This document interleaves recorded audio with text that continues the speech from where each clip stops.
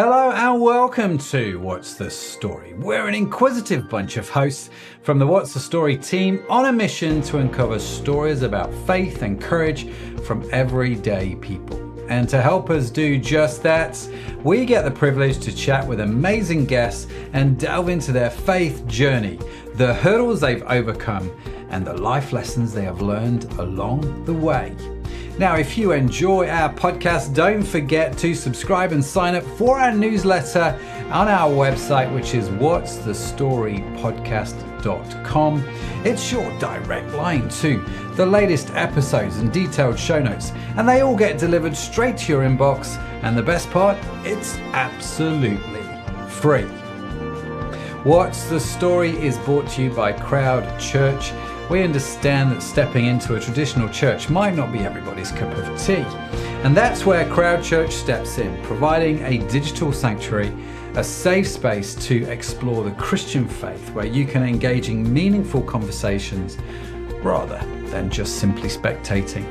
So whether you are new to the Christian faith or are in search of a new church family, we invite you to visit us at www.crowd.church. And if you've got any questions, just drop us an email at hello@crowd.church. We're here to help and would genuinely love to connect with you. And now, without further ado, let's meet your host and our very special guest for today. Hey everyone, welcome back to another episode of What's the Story podcast. I'm your host, Sadaf Bainan, and today I have the privilege of talking to Tamala Anderson. Tamala is a passionate author, speaker, and founder of Pursuing Christ Ministries. She is dedicated to helping others find hope and strength in their faith during life's toughest challenges. Her own journey of heartbreak and healing has only deepened her connection with God, inspiring her to write devotionals and lead empowering women's events. With a love for sharing her testimony, Tamala's desire is to bring encouragement, wisdom, and a big dose of faith to every life she touches. Welcome to the show, Tamala. It's great to have you. Thank you so much. I'm excited about this opportunity. I know. The pleasure is ours. Tamala, I'm really looking forward to getting into your story. So why don't you start off? Tell us a bit about your background and how you came to faith in Jesus. So my background is I live in the United States, and I have 3 adult children. I have 1 beautiful grandson, and I work full-time as a nurse practitioner in oncology, caring for cancer patients. I grew up in probably one of the most traditional settings you could think of, very rural community, farming community, and was one of 4 girls that grew up on the farm. I was the number 2 girl. My dad never got any boys, so all of us had to learn to do everything on the farm that a boy could do.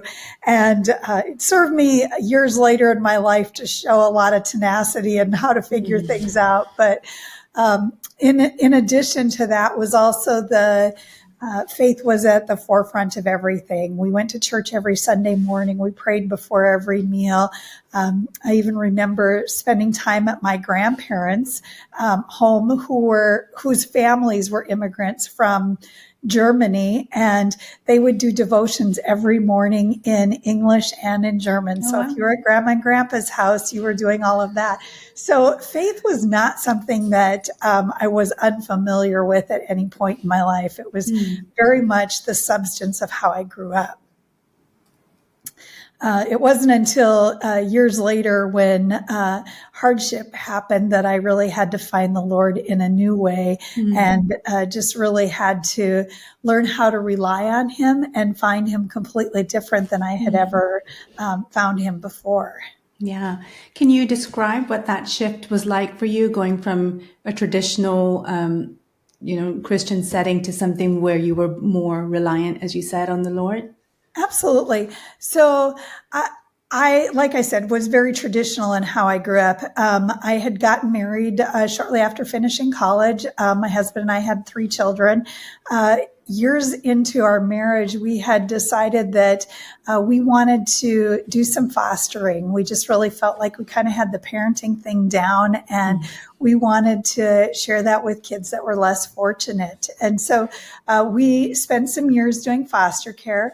There was one time in particular, I was actually in my last semester of grad school. So life was a little crazy going to grad school and our kids and doing some fostering here and there. We didn't have a long-term placement at that time, but we had been asked to take a placement on Monday, and this was a Friday. And so my husband and I talked, and we had actually done respite for this child. So we figured it was something we could fit into our crazy life.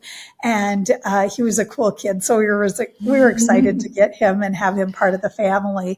And so that was going to happen on Monday. Saturday morning, my husband worked for the Boy Scouts, and my boys were in the Boy Scouts, and they were doing an activity. And so they all went off to do their activity. And my daughter was in competitive dance. And so we were down at the studio, and they needed parents' help to get ready for the event. And I got home, and the boys got home. My husband wasn't home yet, and I had a ton of homework because I was still in grad school, and the kids wanted to go do their fun activities for the day. So I let them go, and my husband came home, and justifiably so, he was upset with me because I had let the kids go do stuff before they had their chores done. And we got into, what would be traditionally a marriage squabble that nobody would think anything of. And he proceeded to say, "I'm leaving. I don't want to be married anymore."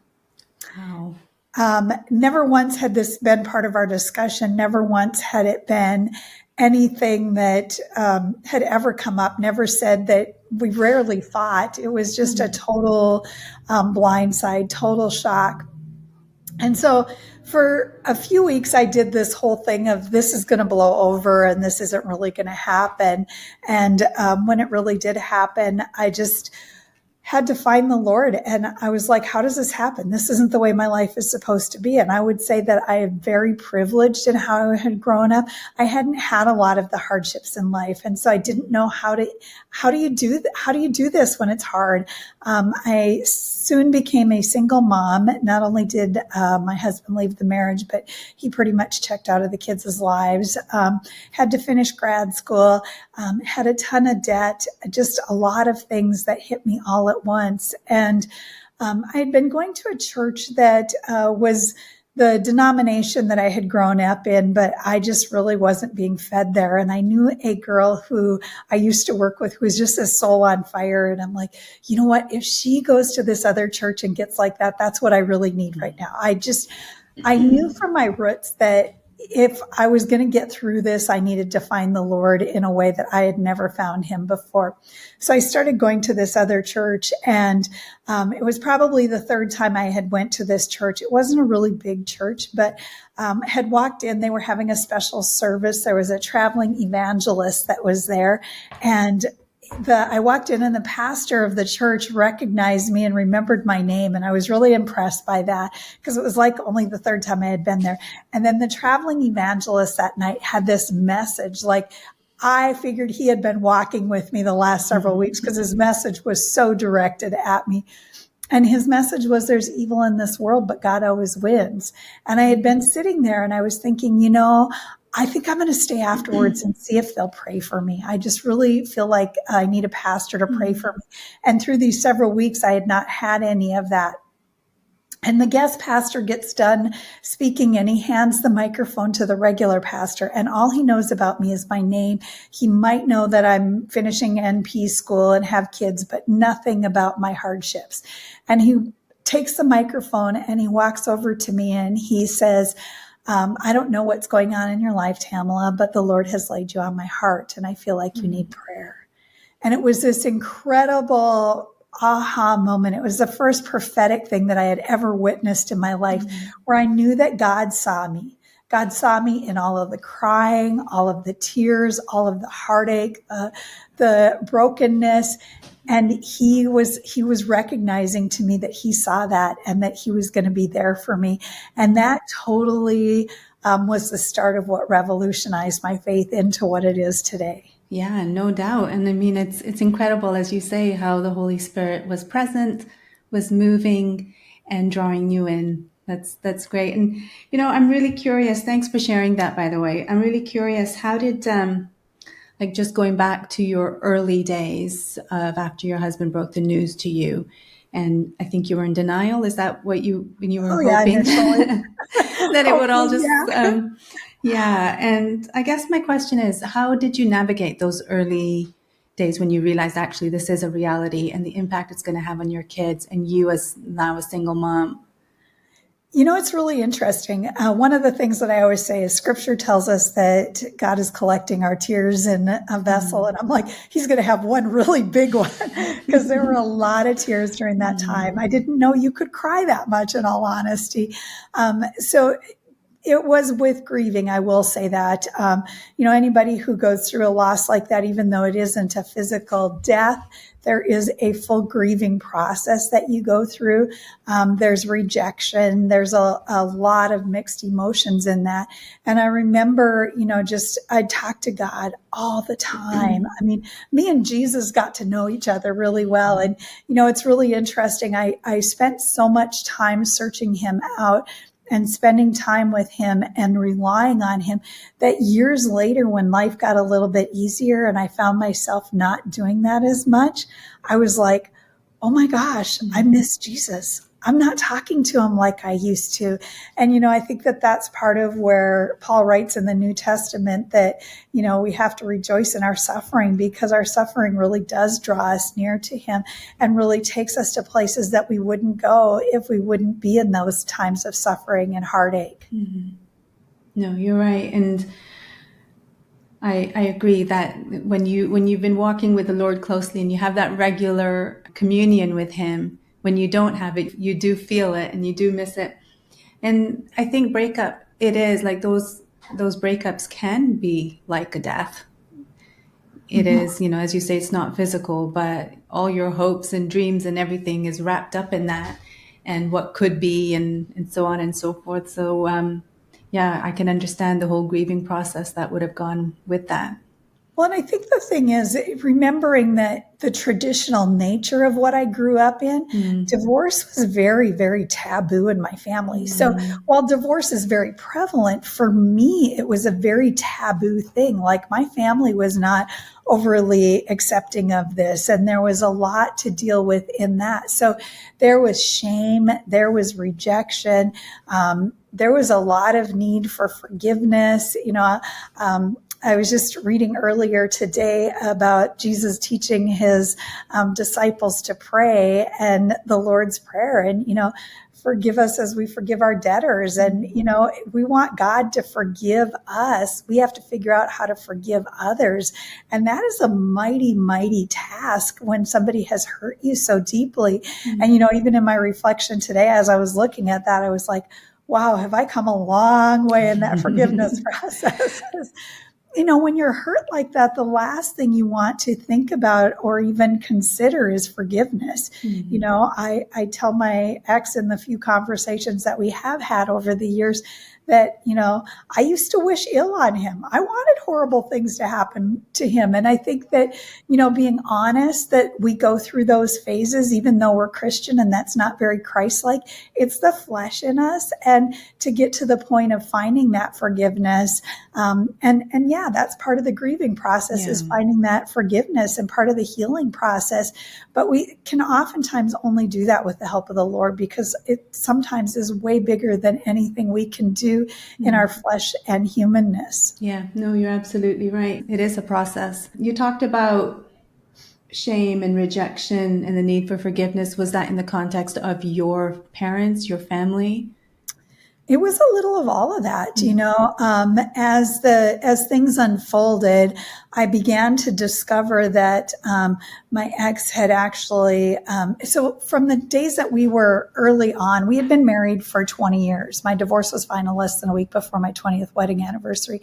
And we dated for about 3.5 years before we got married. And my ex always needed downtime. I am not a person that needs a lot of downtime. And so I think it's important in marriage that you recognize what your partner needs. And so he was very nocturnal ever since the early days of marriage when things were blissful. He always stayed up later. He needed that downtime. That downtime turned into an opportunity for him to be online. He had met a woman online. He had also started drinking. He was doing closet drinking.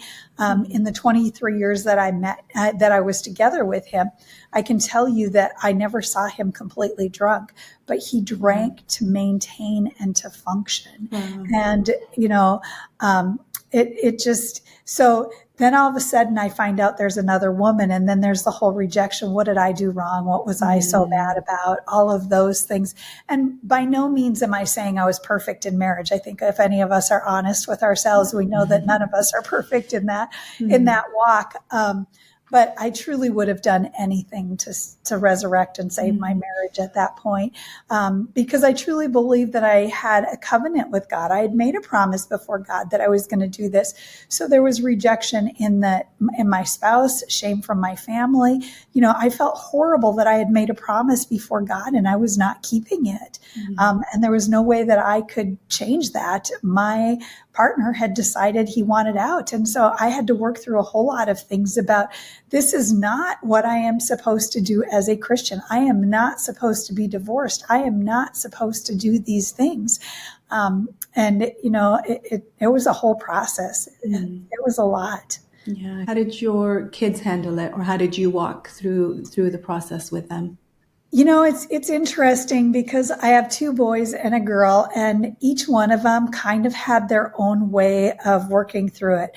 My daughter spent a lot of time in the youth group, and there was a youth advisor that really kind of took her under her wing. And I just would say to anybody who's working with youth, you have no idea the power that you have in a child's life. I mean, it is just unbelievable how you can change the roadmap of what happens in their life by the guidance that you give them, the support that you give them, those types of things. My middle son, who is the closest to his father, spent a lot of time in counseling. He actually counseled for several years. It wasn't initially that he did a lot of counseling. It was years later. And I think it was very wise of him in that he said, if I don't ever deal with these things, they will continue to haunt me. And I have the risk of running this same family history. The interesting part is I came from the traditional family. My ex did not. My ex came from generations upon generations of divorce and alcoholism. And from the early days of us meeting, that was the thing that he was committed to. He wanted to break that curse. He wanted to fall away from that. He wanted to be different than the rest of his family. And he almost did it. He was almost there. And so my middle son just really found that it was in the counseling that he really needed to work through the things if he wanted to get to a place of total healing himself. So I was very proud of him for that. My oldest son, initially seemed to do better, and then later on had more trouble.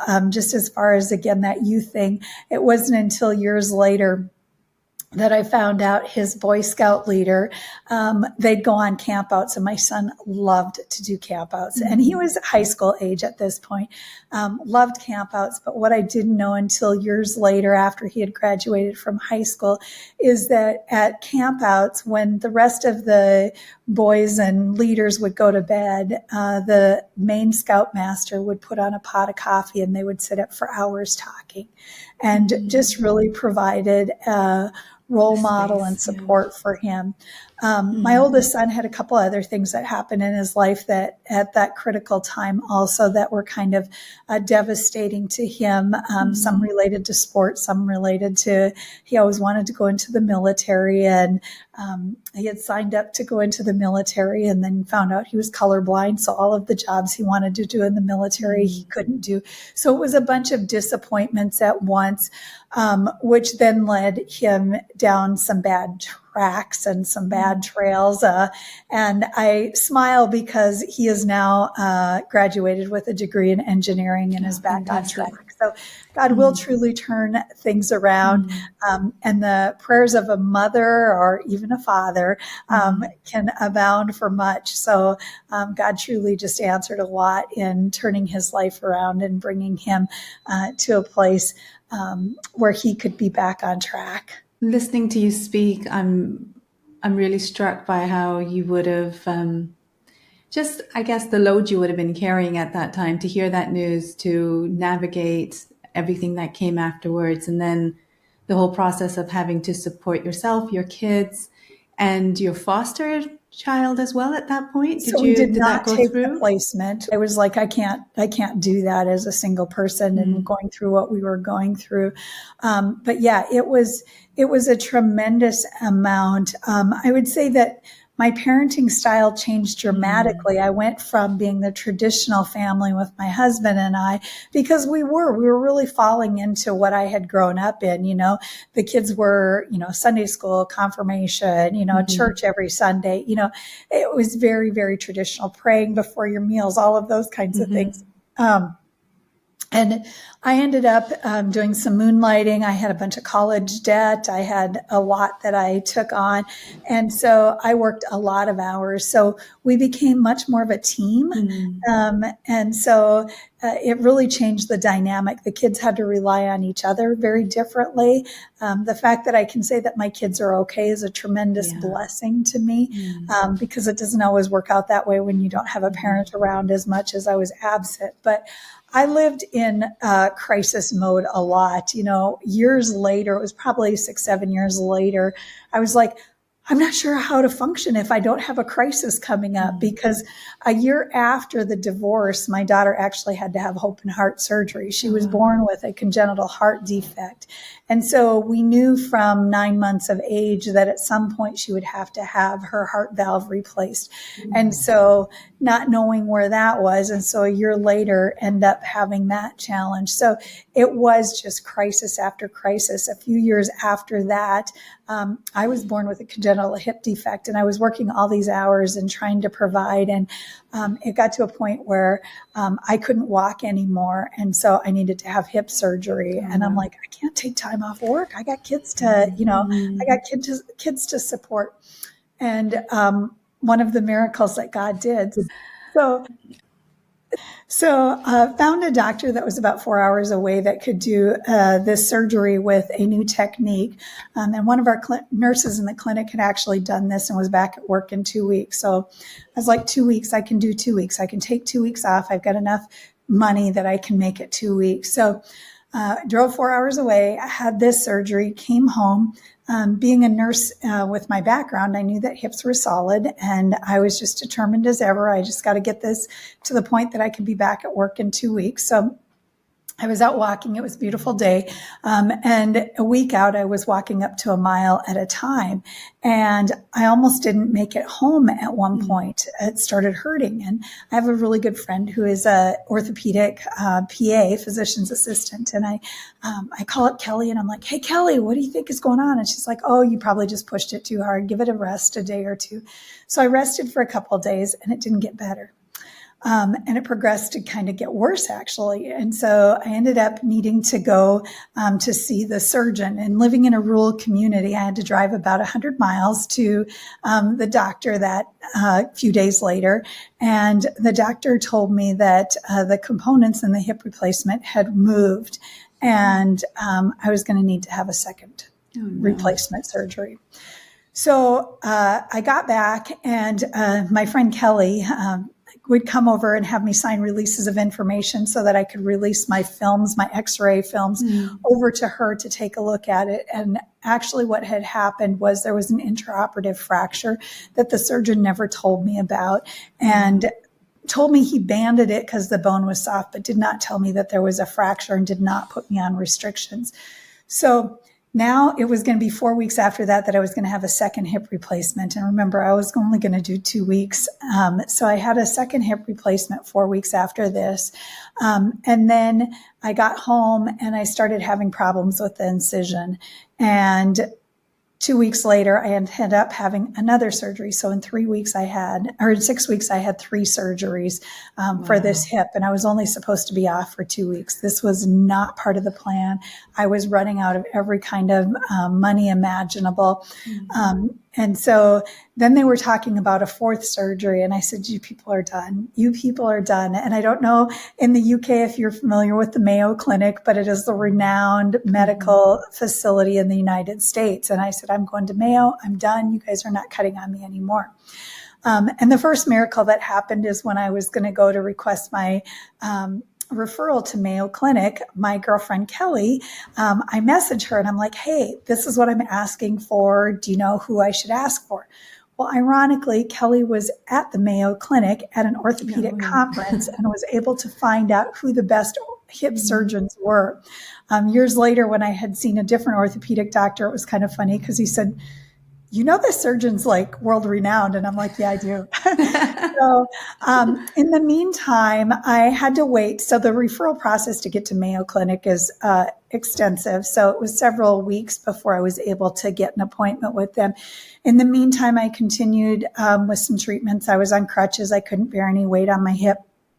But at this point, I had been home for about 6-7 weeks, probably closer to 8 weeks, and I was absolutely miserable. I am not a homebody. I've had a lot of pain. I've had a lot of misery, and I just had to get back to church. I didn't care what it took, but I had to get to church. So it was a Wednesday night service, and I didn't even know how I was going to get from the parking lot into the church, but I'm like, I got to get there. And so I managed to get into the church, and I sat down, and pastor's wife came over to me before service, and she's like, you know, I want to pray for you, but I want to wait till after service when pastor can pray for you too.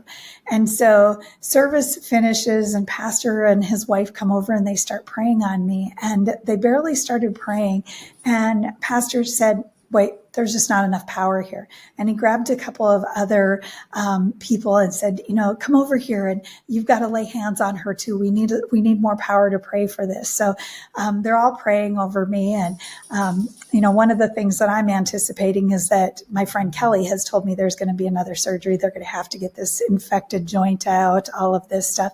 And we get done praying. And one of the women says to me, God said there's not going to be any more surgeries. And, you know, I'm still in this infancy of depending on God. And I'm like, yeah, I'd really like to believe that. But I'm a nurse and I know better. I know what my orthopedic friends have said. And so I can say that I honestly didn't entirely believe her. And I can tell you that I got to Mayo Clinic and I saw this surgeon and he looked at my stuff and he looked over things, had me walk. And he's like, you know, I think we just watch it and see what happens. And I got done with the visit and I called my friend Kelly and I'm like, hey, Kelly, they're not taking it out. And she goes, that's a miracle. And a year later, I went back to the doctor, the same doctor, and he looked at my stuff and he looked at me and he looked at my stuff again. And he goes, looks like you beat the odds. And I'm like, no, my God did. So not only was it the divorce, it was my daughter's surgery, it was my medical stuff. It was just a lot in about a 6-7 period of time. But I learned no matter what was happening, like the enemy could throw anything at me and God just always found a way out. And it is totally reformed who I am as a person. Like the person that I was before my divorce, I always say like the kids drop and break a plate and I'd be like, what are you doing? You need to be more careful. Now I'm like, it's a broken plate. Just clean it up. It's totally rewired me and refined me. You know, and scripture talks about the refining in us. Evidently, I was extra stubborn and it took a lot to refine me to get to me this point. But God has totally refined me in all of those things. And now, even today, yeah, all of us have things that happen in our lives, but I'm like, God's got it. Yeah. God has shown me consistently over and over and over again that he's got it. He will find a way. He brings you through it. I love how you're talking about the transformation that comes out of that obedience to the Lord as well. Oh, the first time I ever spoke, it's kind of funny when God puts words in your mouth that you weren't planning on saying. But I had told my story, and then I said, would I ever choose to go through this again? Absolutely not. Would I ever choose to be the person I was before this? Absolutely not. And, you know, the reforming is beautiful. If while we go through it, it's not fun, it's hard. But what happens on the other side is amazing. You know, I've never heard of a strong person who's got a straightforward past, because that's the way the Lord works, isn't it? Tell me a bit more about what you've learned about God in this whole process. You know, I've learned that he is faithful. I've learned that it takes an effort on our behalf. You know, some people are like, you know, you don't have to do anything to, you know, God is just there. But that's not entirely true. God asks us to wait on him. He asks us to call on him. He asks us to pray. He asks us to be still before him. He asks us to, you know, knock and I'll open the door. He's asking us to make a step towards him.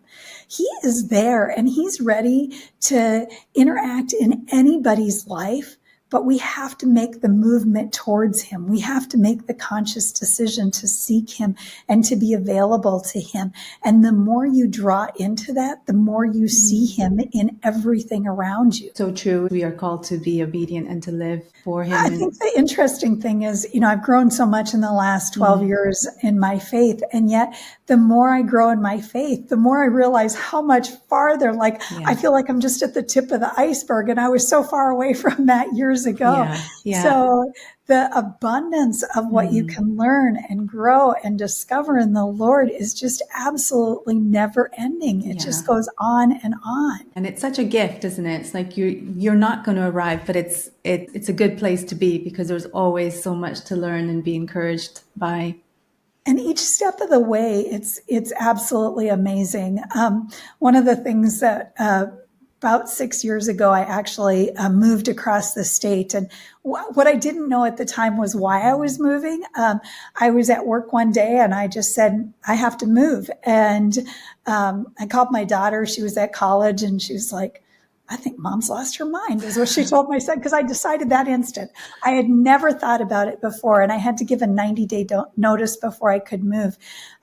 60 days into the 90-day notice, my son broke up with his girlfriend and didn't have a place to live and was in a really bad place, and that was the place that I was moving to.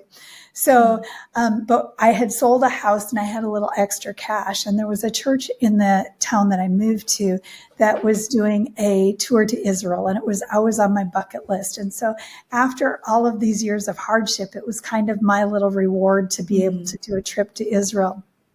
And so it was Jordan for 4 days and then Israel for 14 days. And I always said if I got to Israel, I was going to get rebaptized. That was going to be my thing. And they didn't tell us on the itinerary what day or where they were going to do baptisms. And it was actually about the third day that we were there that they did baptisms. And they did it on the Jordanian side. So the Jordanian side is very primitive, whereas the Israeli side is much more commercialized and beautiful. And so it was actually on the Jordanian side, and it was an incredibly emotional day for me. As a matter of fact, the group that I was with, some of them were crying with me because it just meant so much to me. But one of the things they asked me is, you know, why do you want to get rebaptized? And I'm like, because God keeps showing up in my life over and over and over, and I just want to dedicate my life back to him.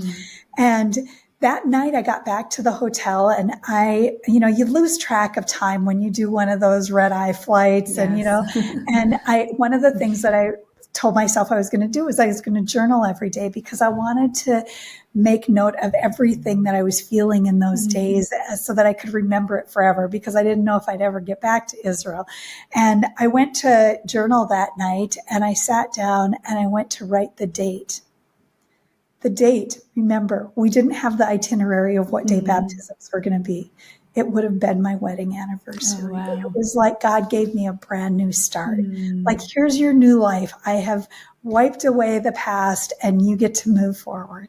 That's just incredible, the way the Lord works. Oh, he does such amazing things. He sure does. He sure does. So, Tamala, tell me about a little bit about your ministry now that's come out as a result of all of this, right? Yes. So it's very exciting. I actually, in the midst of my hard days, I started seeking the Lord wherever I could. But one of the things that I started doing was I'd send my friend like little things that I read that were encouragements. Well, eventually this led to writing devotions. And I can't tell you that I ever sat down and decided I was going to start writing a devotion. It just started happening. And then I started sharing it with more people, and then more people. And pretty soon I'm sending these texts out to like 100 people a day. And one day my aunt, who is a very strong Christian, said to me, "You need to publish." I was like, "Are you crazy? I am a nurse. I am not a writer." But isn't that what God does? He takes you like completely out of what you're trained in, so that you know that it is his hand on things. So the first book that I released a couple of years ago is a 30-day devotional called Starting the Journey. And the intent of it is a three-book series.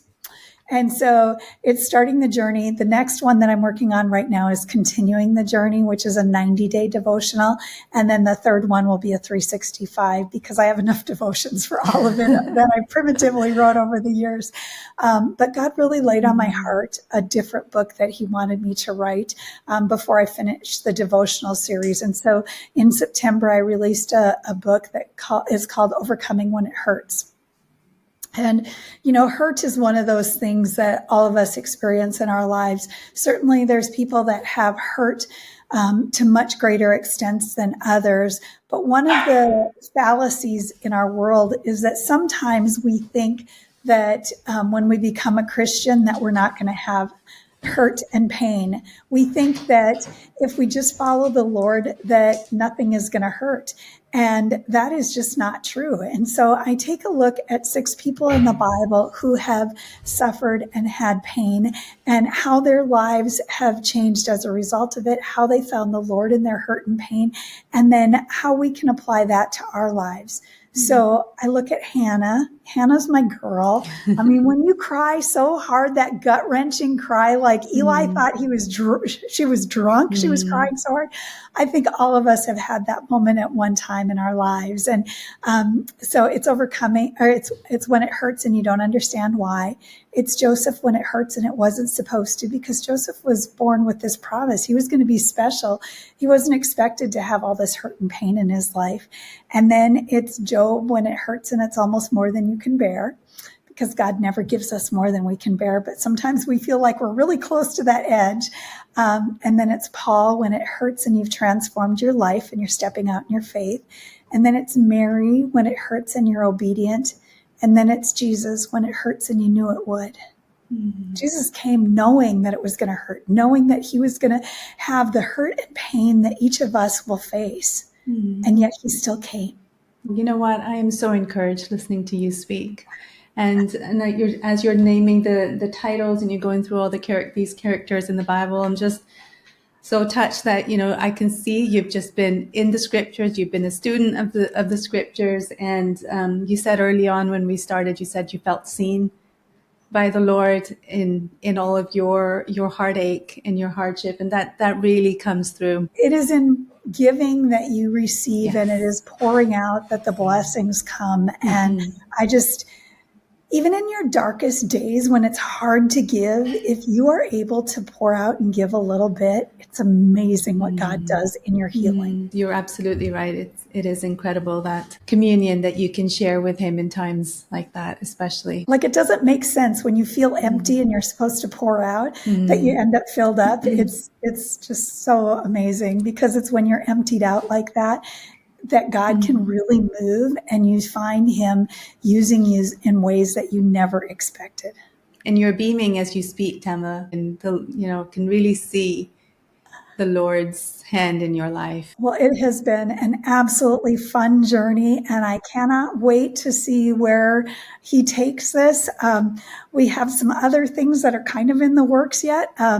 God is just blessing the Pursuing Christ ministries, and we are expanding our team so that we can do more things. And so there's just more good things to come. That's great. Tamala, as you look back on your journey so far, what is your one message or truth about God that you hold on to most dearly and our listeners can take away? So it was when I was in my dark days and I found out about how much my ex was drinking, and I started speaking with some counselors, and there was a counselor that said something so simple, and yet it was so incredibly profound. I remember when he left, I thought, how do people get through this? Like, I know people who have had really hard things in their life, but how do they get through this? And this counselor said to me, right now, it feels like this is never going to end, but it will. And I think that's something so important. When you turn to the Lord, you can be assured that it is not going to last forever. There is not a single place in Scripture where somebody's hurt and pain lasted forever. God brought them through when they sought him. When they seek him, he always brings you through. He is faithful. He has promised that to us. He keeps his promises. So regardless of what it looks like, and it may look like in your situation, like there's no way that this is ever going to work out. There's no way this is ever going to end. There is no way. There is no way. And on this earth, there may be no way, but when there's God, there is always a way. And he is so faithful. Tamala, I totally agree. And I think to add that he brings you through. It might not look how you want it to, but where he brings you, there is always contentment because he's brought you through that. Yeah. I mean, my prayer was to save my marriage. My marriage did not get saved, but I do also see how sick my ex has become and what God has spared me from. And I didn't know that I was going to end up in ministry. I love your story. Thank you for sharing that and sharing your heart and your journey with us. It's been an honor. Thank you so much. I appreciate it. And I just pray that it'll inspire somebody else, especially those that are in those hard days and struggling to find where the Lord is and seeing him in their lives.